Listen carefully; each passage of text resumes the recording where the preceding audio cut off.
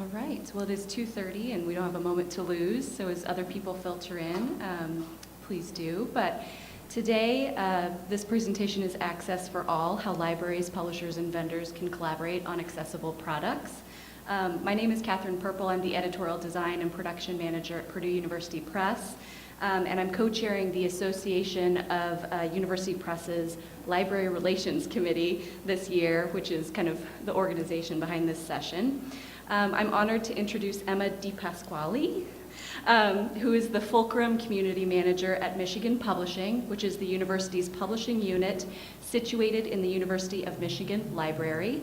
And also Bill Kasdorf, who is the principal of Kasdorf and Associates, LLC, a publishing consultancy focused on accessibility, XML, HTML, EPUB modeling, information infrastructure, standards and best practices alignment, and editorial and production workflows. So very excited to welcome both of them today. I know they have great information for everyone. We'll save a little bit of time at the end for questions, and I'll come around with the microphone. And the slides will be posted to the conference site. So first up is Bill.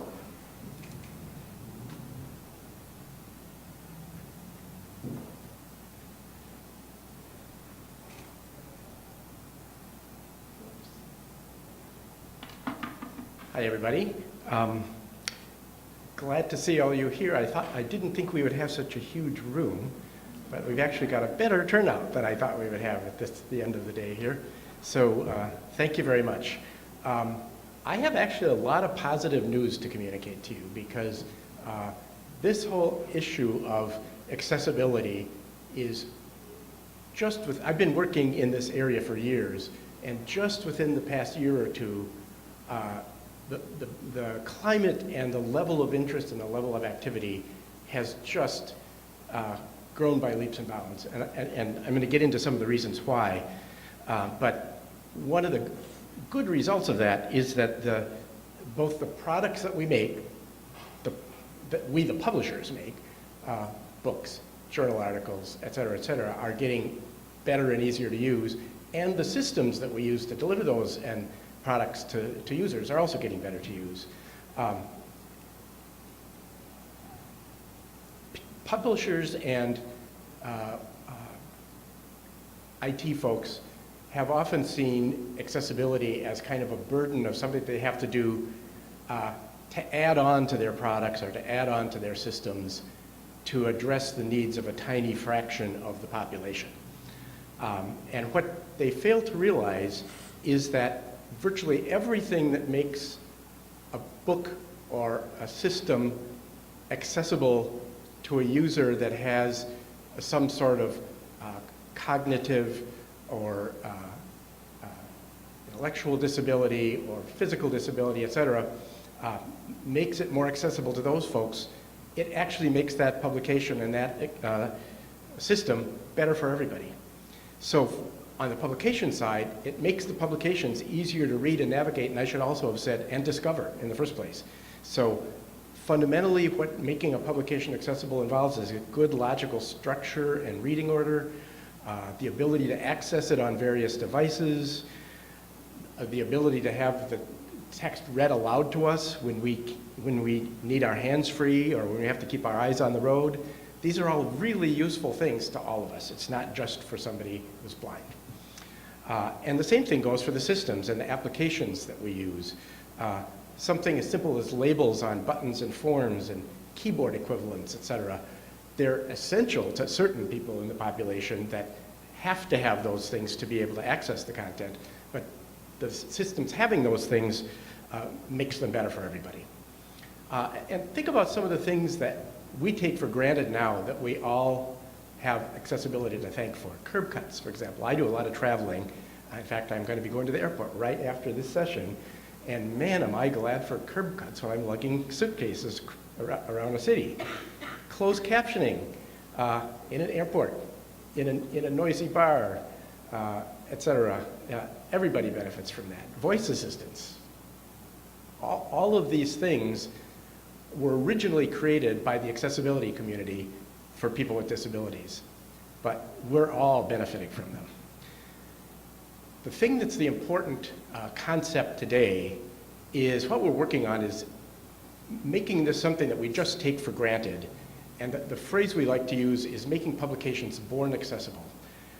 Not a special workflow to create a special product for a certain kind of person, or a lot of post-publication work to what is called remediating the content, but just get it right in the first place, so that the standard publications that we make are just accessible from the start. And by the way, that's the most economical way to do it. It's much more expensive to go retrofitting all this stuff. It's much less expensive if it just is built into your workflows. And the other important development is that accessibility, the accessibility specs and standards and recommendations and guidelines are way easier to accomplish than they used to be. And one key for that is that they're all based on web standards. The open web platform is really fundamental to accessibility. The two things, and this is getting a little bit geeky. By the way, I should tell you that at the end of my deck, I've got 2 slides just packed with resources. Everything I mention here, I'm giving you links to. So you don't need to necessarily write all these things down. But the fundamental one is called WCAG. That's how you pronounce it. It's Web Content Accessibility Guidelines. That's really the foundation for accessibility now worldwide. And something that's a little more technical but relevant to publishers is something called YARIA, which adds semantics to content to help guide assistive technology. And almost all accessibility standards worldwide have converged on this. And this is actually fairly recent. One of the things in the US that's an important governing regulation is what's called Section 508. Just last year, this Section 508 was, quote, refreshed, it was called, the Section 508 refresh. And one of the fundamental things was that it now aligns with WCAG. So what we're seeing is this convergence of all these accessibility standards, both in different sectors and in different countries, all kind of converging around the same requirements, which makes it so much easier for everybody. And another really important thing is that the file formats for accessible content are now standard file formats that we make anyway. It used to be that, I think this is on a later slide, so I'm probably inverting my talk a bit here, but the DAISY Consortium, which is a leading international accessibility consortium, had a proprietary XML standard that you needed to create for assistive technology to work. They have now moved past that and are now recommending EPUB 3 as the proper format for interchanging accessible publications. So all publishers can make EPUB 3. All vendors can make EPUB 3. And again, it's based on the open web platform. And I'm talking about standard EPUB 3, not anything very special, not in a special accessible version, but the same one everybody can buy. So a student in a university that is blind, for example, should be able to buy the same EPUB that you and I would buy to read on iBooks or Kobo or whatever. And it works for them. So the kind of, again, I'm gonna get a little technical here, but the markup is now HTML5, which is universally understood and used.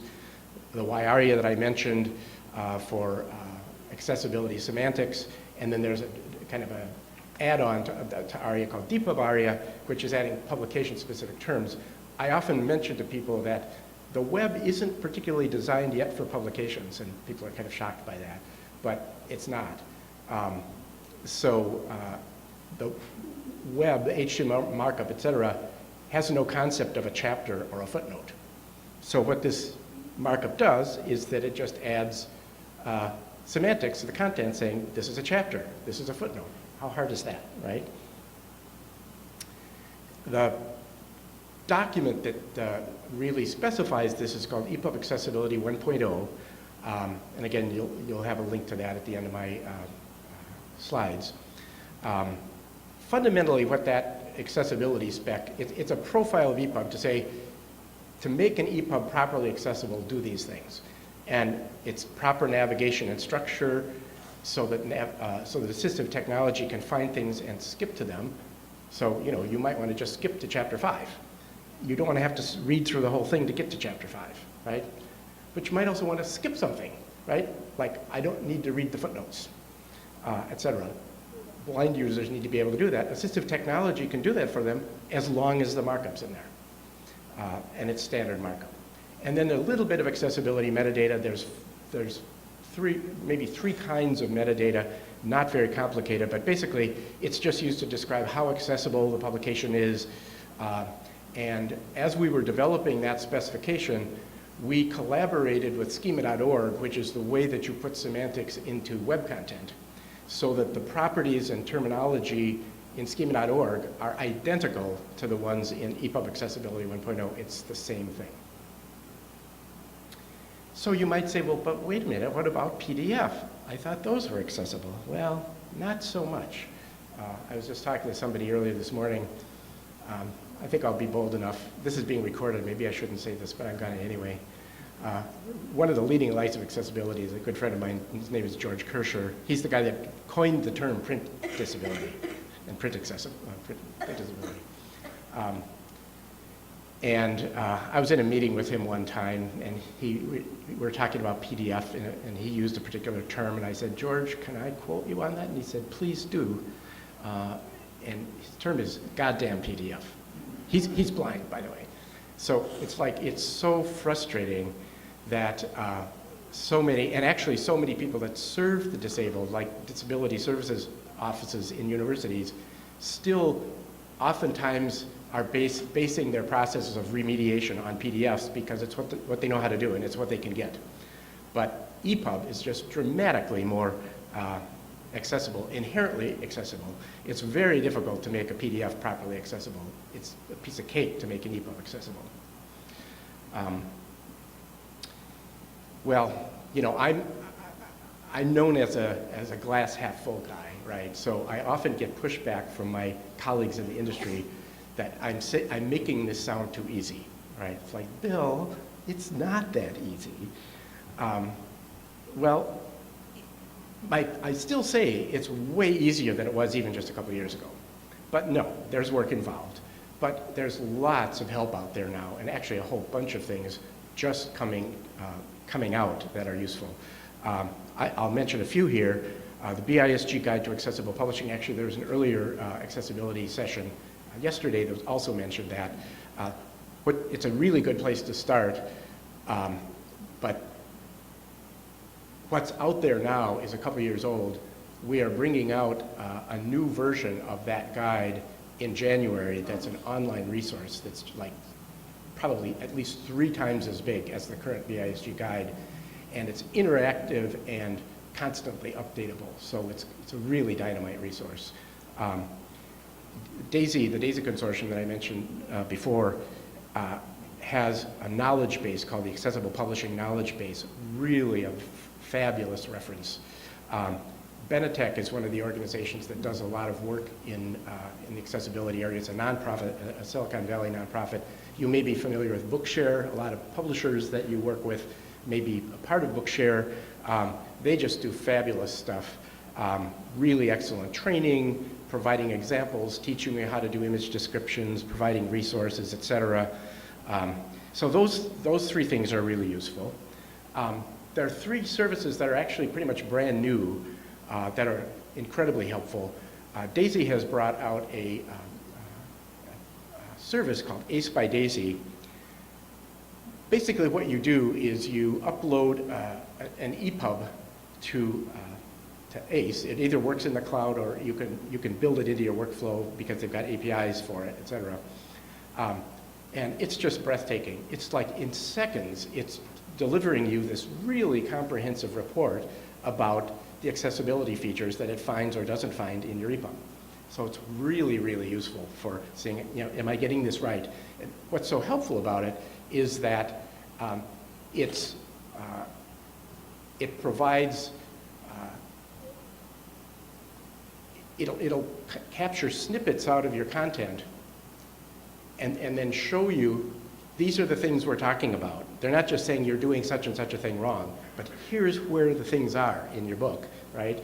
And click here and you click through to that DAISY knowledge base and it'll explain all you need to know about whatever that is, right?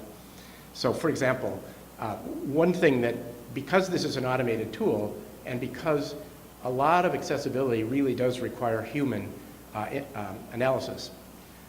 For example, image descriptions are the best example because technically all you have to do is have an alt attribute on an image in HTML and it's legal. But a lot of people just have what are called null alt or empty alts, which are alt equals quote quote. There's no text there. Well, there actually are cases when that is the right thing to do. It's a decorative image. But an automated tool like this can just tell you, is there an alt attribute or not? But it can't tell you if the text is any good. But what ACE does is it actually shows you the image and the content so that you can judge for yourself. How good is this? Another thing that complements that is a service called SMART. This is currently rolled out just to DAISY members, but as of the end of this month, it is going to be made available to the public. Now, ACE is free. SMART, there's a cost to it because it's a more elaborate thing, but it basically facilitates that human review, and it kind of complements ACE. And then a service that Benetech is providing is certifying a publisher's workflow that is demonstrates the ability to produce properly accessible books. And it's called Benetech Global Certified Accessible. It's actually very extensive kind of consultative process that they do with the publisher to help them get it right. Many rounds of testing and retesting until they've got it right. But when they do get it right, and there's the certification, then what that means is you can trust that those kinds of books coming from that publisher are going to be accessible. That's an incredibly useful thing. There are, I think, 5 major publishers, you would know who they are, that are all about to get the final certification. And there are, I think, 3 or 4 of the big service providers that do a lot of the work behind the scenes for the publishers that are also getting certified. Some collaborative initiatives. The Book Industry Study Group has working groups that are working with disability services offices. Those are the folks at colleges and universities that are charged with doing all this labor-intensive remediation to make a particular book in a form that a particular student needs to be able to use it. Those folks are the unsung heroes of accessibility, but man, do they do a lot of work, and is a lot of it inefficient. So we're trying to help them understand how to work with EPUBS. They often don't even ask for the EPUBS from publishers. They just get the PDFs and spend hours and hours and hours trying to make them better. And another thing that I was almost reluctant to put in this presentation because it's not official yet, so I technically, until just recently, I was not allowed to talk about this, but I am now. I can't identify the funder. We're hoping for funding to be finalized in December, and the project, well, it's a 2-year project that's going to start in January. But basically what it is a collaborative piloting project between a group of academic libraries and 3 of the big repositories, Benetech's Bookshare, the Hadi Trust, and the Internet Archive, and then university presses that are at those campuses and disability services offices that are at those campuses. And the idea is that right now, most of the work done by these DSOs are one-offs. They're fixing that one book for that one student, and that remediated file never gets used again. It's just the most dreadfully wasteful system you can imagine. So what this project aims to do is to create a federated repository where when a book gets remediated in a certain way, it gets uploaded into one of these 3 repositories, and then there's federated metadata managed through Virginia that and is federated to all the participating universities, so that a student at University A that needs a certain book remediated in a certain way can say, oh, that book was done at Wisconsin, and it's in the Hadi Trust, and I know where I can get, and so they can deliver it through the library. They don't have to go through the DSO and go through this elaborate recreation process. So very cool thing, and it's particularly relevant to the library community, which is why I couldn't resist talking about it in Charleston. So anyway, there is a lot going on, but there is a lot of help to be had. So you're not expected to read this, but here's a whole bunch of all these things I've been talking about. Here's where you can find more about them. So thanks a lot.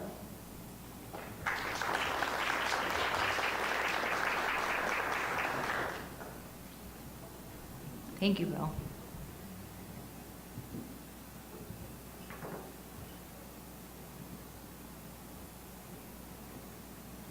So as Catherine mentioned, my name's Emma Pasquale, and I am the community manager for Fulcrum.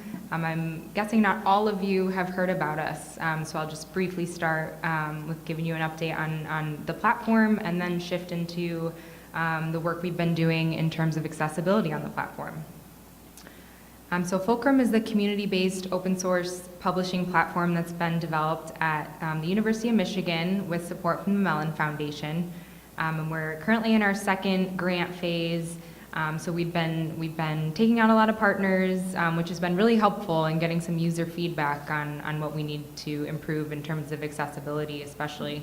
But the platform really emerged from the need we were noticing, especially with scholars in the humanities and social sciences who had these very kind of rich media assets like videos and audio and images that they weren't able to include in a traditional print book. So the platform is particularly strong at integrating those materials in EPUB files. And I'll show you a screenshot in a second of what our e-reader application looks like. But our platform is centered around 4 key values, and accessibility is actually the most recent addition. So I'll talk a little bit more about that, but discoverability is also a really big piece. So we make sure to do a lot of thorough work with our metadata and MARC records to get that to aggregators and Google Scholar so folks can find that work. Preservation is also a really big piece for us. We have strong institutional repository software that everything is preserved in, and we assign permanent digital object identifiers to all media objects and monographs. And lastly, flexibility is also something we really try to listen to the needs of the community. We have an agile development approach, meaning we're kind of building based on what we're hearing from the community. And we're part of the Sam Vera Fedora building on that framework. So that's been helpful to tap into those resources as well. I won't spend too much time here, but this kind of outlines our 3 different partnership models as well as the services that we offer to folks. And this information is available on our website. And this here is a photo of our e-reader application with an embedded video in one of the University of Michigan press titles, Animal Acts. So in terms of what we've been doing with accessibility, in the January to March of 2018, we collaborated with Michigan State University's Usability and Accessibility Research Consulting Office, and they were able to provide a pretty thorough evaluation by testing the platform and the content with assistive technology users who identified a lot of missing image descriptions for assistive technology navigation, as well as missing captions and transcripts for video and audio content.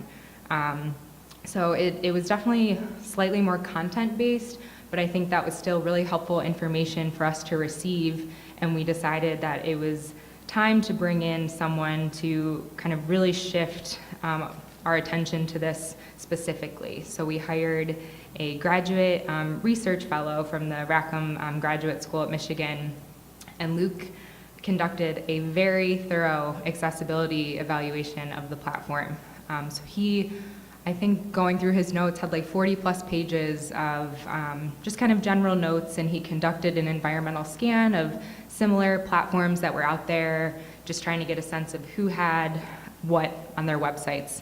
And based on some of that work, really recognized the need for us to have a voluntary product accessibility template. And Bill mentioned WCAG and Section 508, and essentially this BPAT document just measures and it reports the extent to which the platform kind of meets these standards. It's like almost 80 pages. It's not super, super easy to understand just kind of going through the first time, which is why we developed some other documentation for folks to use, and we have that available on our website. So some of that documentation on this site goes over a lot of the compatibility features. So some of them are pictured here. That top image is the text zoom features we have in the e-reader. And like Bill said, I mean, that's been incredibly helpful, even just for me, in showing that to folks and, taking photos and screenshots of the e-reader, as well as different display options. So you can look page by page at the EPUB or go to a scroll view. The lower photo is just an example of an operating system contrast feature in place, which can be used with different screen reader applications.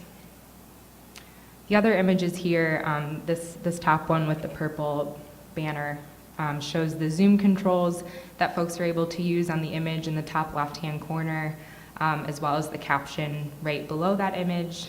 And this bottom image here with the video is an example of AUPress. It's the media player that we use, and it's fully accessible cross-browser HTML5 media player. And you can hopefully kind of see listed below that is the transcript that we have available, and the captions are displayed in the video player as well.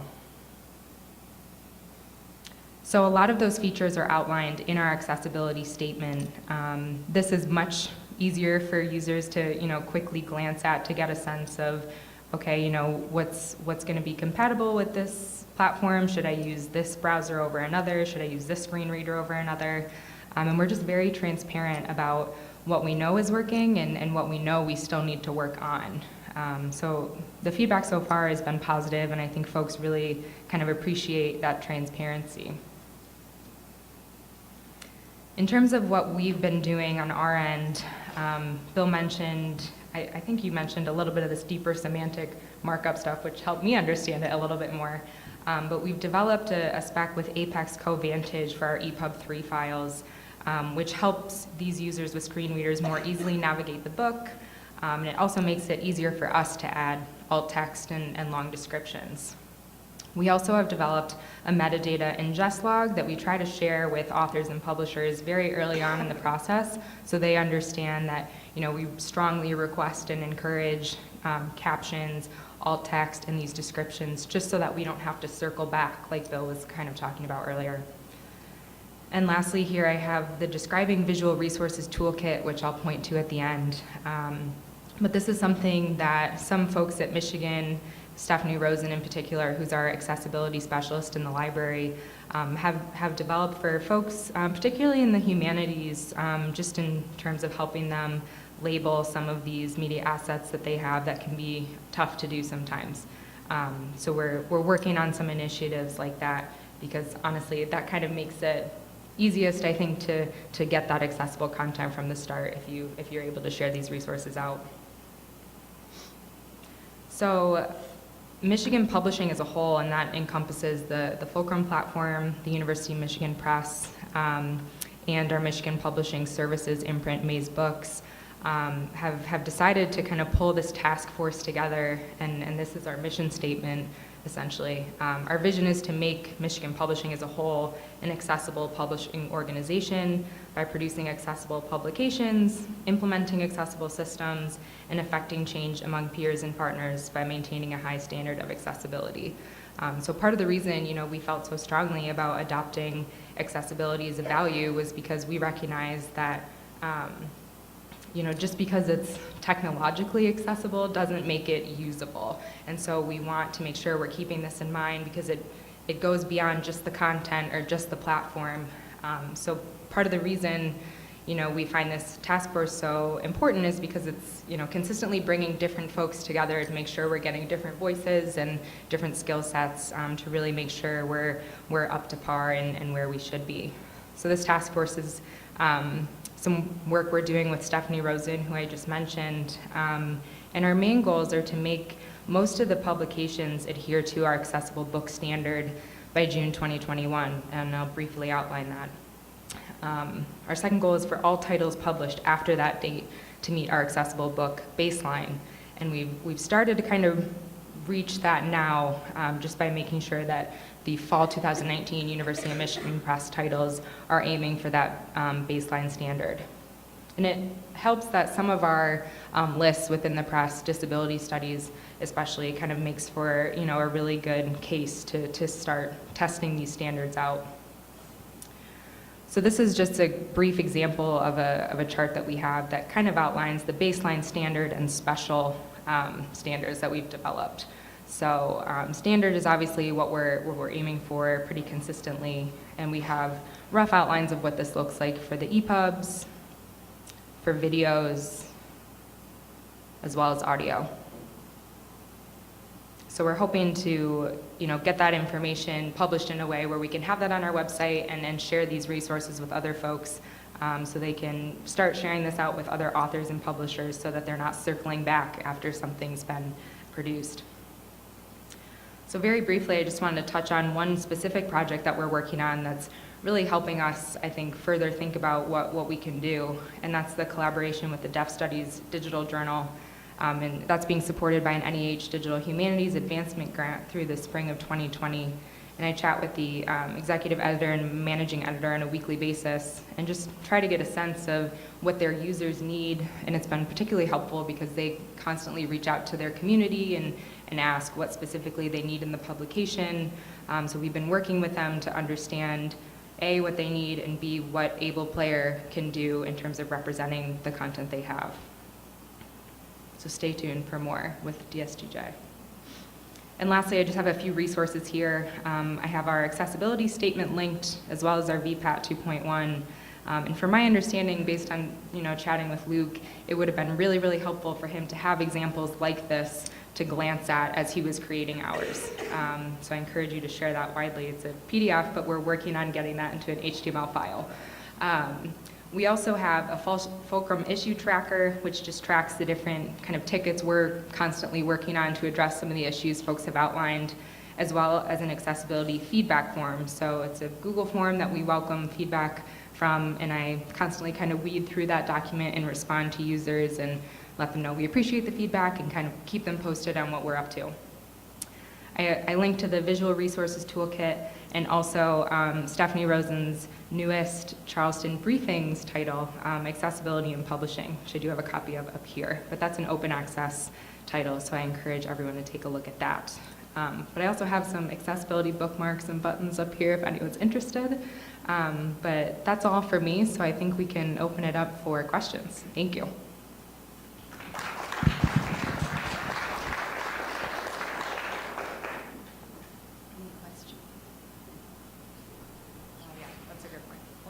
While the questions are percolating. So I was thinking about your presentations today, and I was wondering if you could perhaps pinpoint a single or a few things that we could do that you think are the most important to take away from today that we could actually put into practice. I can start. I think just because I don't come from such a technical background, just kind of reading into some of what these standards are is particularly helpful, and just getting a sense of you know, what all of this technology is. Before I started at Michigan, I had no idea what all of the screen readers were and all these things. So I think just getting a general sense. I mean, there are plenty of resources, like Bill pointed out, that can just help you get a larger understanding for why this is necessary. But that was just kind of a beginner standpoint.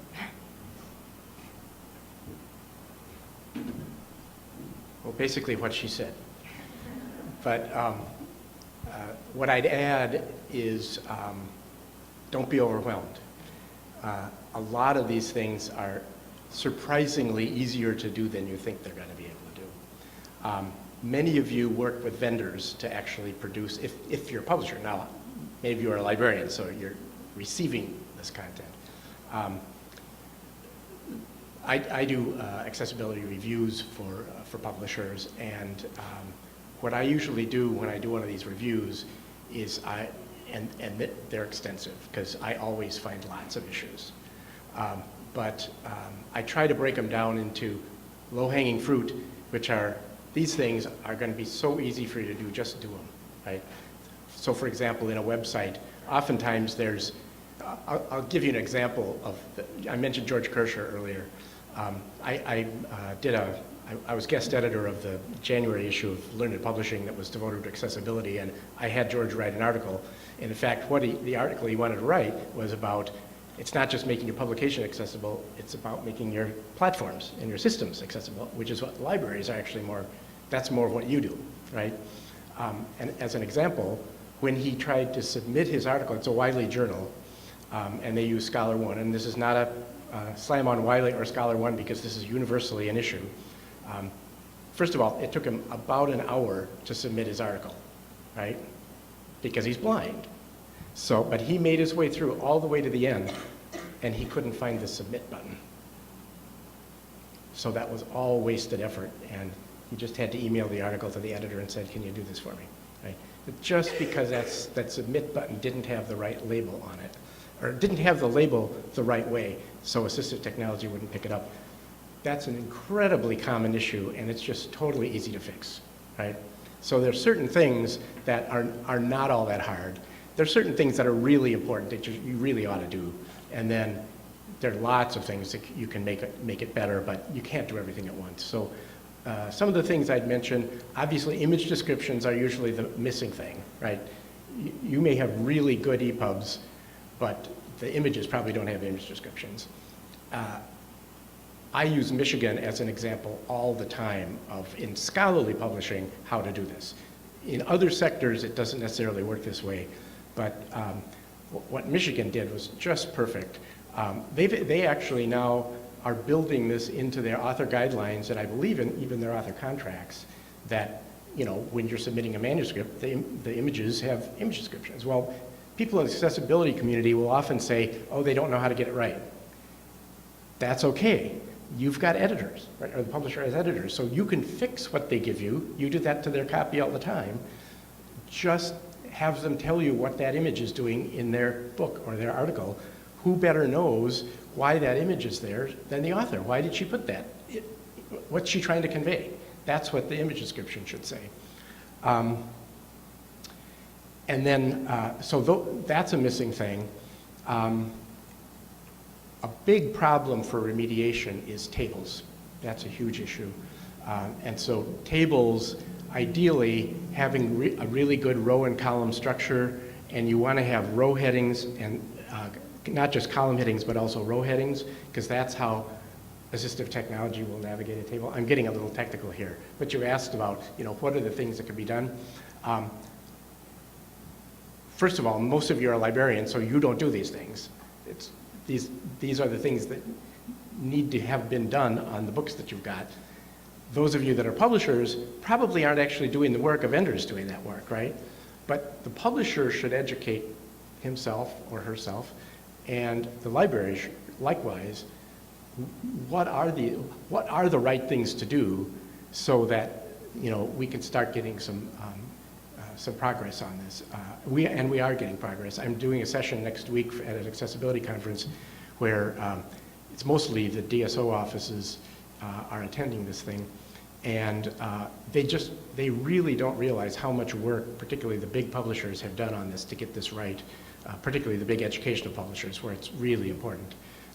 And a lot of times the DSOs have no idea that there is a really sophisticated EPUB available to them, and they're not even using it. So education is a big part of it. Sorry for the long answer. And thank you for mentioning the January issue of Learned Publishing as well. That was really great. So if you have interest in this topic, I would encourage you to check that out if you haven't already. Other questions?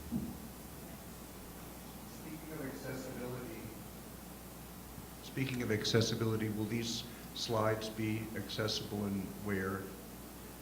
I am the worst offender. I do my slides in InDesign and they're PDFs. So Okay. is that ironic or what?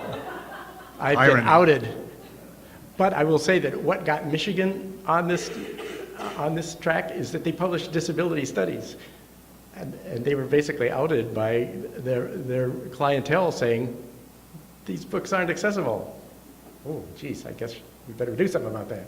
So, yeah. You know, they'll be available somewhere, I forget. Right, through the conference portal, they were uploaded. We will also be writing summaries and articles about these that actually will be more useful than the slides, because there will be things that we said about the slides, and that'll be accessible online content. Okay. It is 3:10, unless someone has a burning question. Thank you all, and thank you, Bill and Emma.